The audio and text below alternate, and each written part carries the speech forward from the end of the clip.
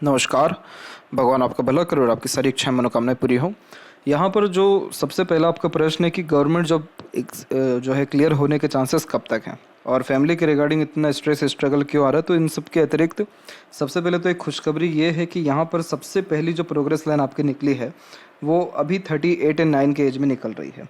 तो आने वाले 2 साल के अंतर्गत 100% आपका जो सेटलमेंट है वो हो जाएगा आपके जॉब के रिगार्डिंग, या जिस भी काम में आप बहुत ज़्यादा एफर्ट डाल रहे हैं जैसे गवर्नमेंट जॉब की प्रिपरेशन में, तो उसके रिगार्डिंग आपको सक्सेस मिल जाएगा।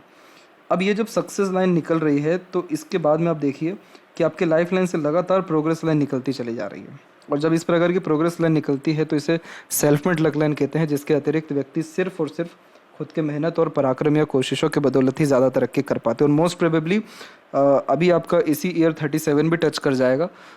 37 टच करने के बाद यानी 37 होने के बाद ही नेक्स्ट ईयर में कोई ना कोई गुड न्यूज़ आपको 100% मिलने वाला है, आपके जॉब के रिगार्डिंग, सेटलमेंट के रिगार्डिंग, या आपके किसी प्रकार के डिज़ायर या एम्बिशन के रिगार्डिंग। और उसके बाद सारे डिज़ायर एम्बिशन ऑटोमेटिकली फुलफिल होते जाएंगे।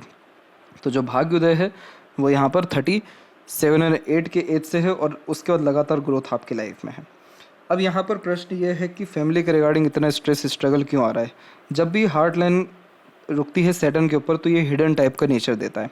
तो अपने मन की पूरी बात आप किसी को बता नहीं पाते और आप एक्सट्रीम इमोशनल नेचर के हैं, क्योंकि जुपिटर से बहुत सारी आड़ी रेखा निकल के शनि की तरफ जाती दिखाई पड़ रही है। और ओवरऑल अगर प्राम का स्ट्रक्चर भी देखें तो रेक्टेंगुलर है और फिंगर भी शॉर्ट है, जो बहुत इमोशनल नेचर को क्रिएट करती है। अब इसमें क्या होता है कि आप अपने सारे इमोशंस को दबा लेते हैं, किसी को शो नहीं होने देते और बहुत ज़्यादा एक्सपेक्टेशन दूसरों से रखते हैं। और जब वो एक्सपेक्टेशन फुलफिल नहीं होता है तो ऐसी रेखा नीचे आती है जिसे इमोशनल सेटबैक कहते हैं। और जब व्यक्ति बहुत ओवर सेंसिटिव पर्सनैलिटी के भी होते हैं तब भी ऐसी रेखा नीचे आ जाती है। तो यहाँ पर आपको लोगों से उम्मीद रखना, लोगों से अफेक्ट होना, लोगों की बातों से प्रभावित होना बहुत ज़्यादा ही कम करना पड़ेगा, अर्थात बंद ही करना पड़ेगा।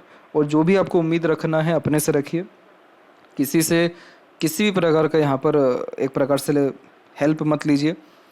अधिकतर जब आप खुद के ऊपर डिपेंडेंट होने लगेंगे आप देखिएगा कि आपकी लाइफ बहुत ज़्यादा सही भी होती जाएगी और आप बहुत ज़्यादा रिलैक्स महसूस करेंगे। आपके ऊपर से स्ट्रेस, वरीज, बर्डन, टेंशन, ये सारी चीज़ें कहीं ना कहीं ख़त्म होना शुरू हो जाएगी।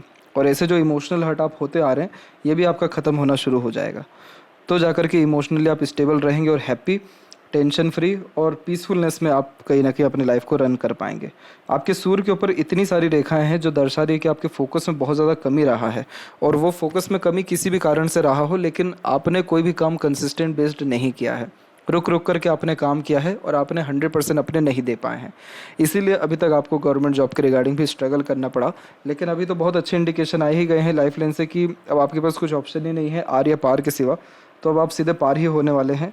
और जुपिटर के ऊपर जब मल्टीपल्स लाइन की अवेलेबिलिटी होती है तो ये कहीं ना कहीं स्ट्रगल फैमिली लाइफ के रिगार्डिंग दे रहे होते हैं। और शुक्र पर भी जब आड़ी रेखा होती है तो अननेसेसरीज वरीज होना, बेबुनियाद इल्ज़ाम लगना और एक एक प्रकार से बहुत ज़्यादा यहाँ पर डेडिकेशन रखने के बाद भी किसी भी प्रकार का क्रेडिट या वैल्यू घर में ना मिल पाना, ये सब कॉम्बिनेशन दिख रहे हैं। लेकिन ये सब के सब में अब कहीं ना कहीं सुधार आते हुए दिख रहा है, क्योंकि लाइफ लाइन बहुत स्टेबल हो रही है आपकी। और लाइफ लाइन में जब ऐसे बाइफोर्क होते हैं तो मल्टीपल ट्रैवलिंग होती है, एक से ज़्यादा जगह पर रेसिडेंस होता है, नहीं तो खुद का रेसिडेंस बना पाते हैं और बर्थ प्लेस से दूर सेटलमेंट के चांसेस पूरे होते हैं।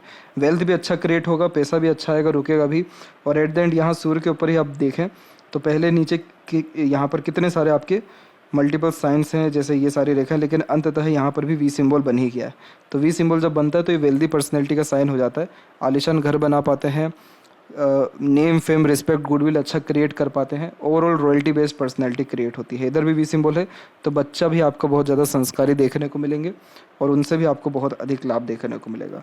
और अगर माइंड लाइन के भी हम ऊपर में बात करें तो आप देख सकते हैं कि लगातार यहाँ पर आपकी प्रोग्रेस लाइन 37 से निकलती जा रही है।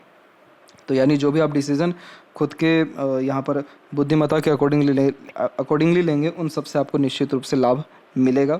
खुद की प्लानिंग आपकी अच्छी रंग लाएगी और जो भी आप प्रो कॉन्स एनालिसिस करके काम कर रहे हैं, एक्सपीरियंसेस के बिहाफ पे काम कर रहे हैं, उन सब में आपको डेफिनेटली सक्सेस मिल पाएगा।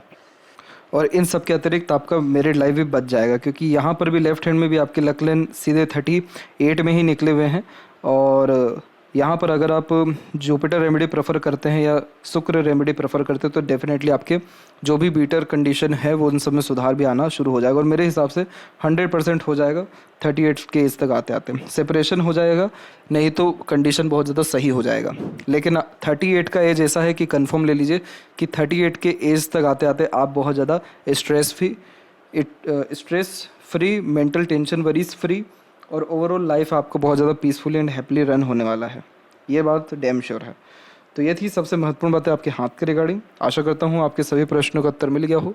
तब तक आप अपना ध्यान रखें। आपका बहुत बहुत धन्यवाद।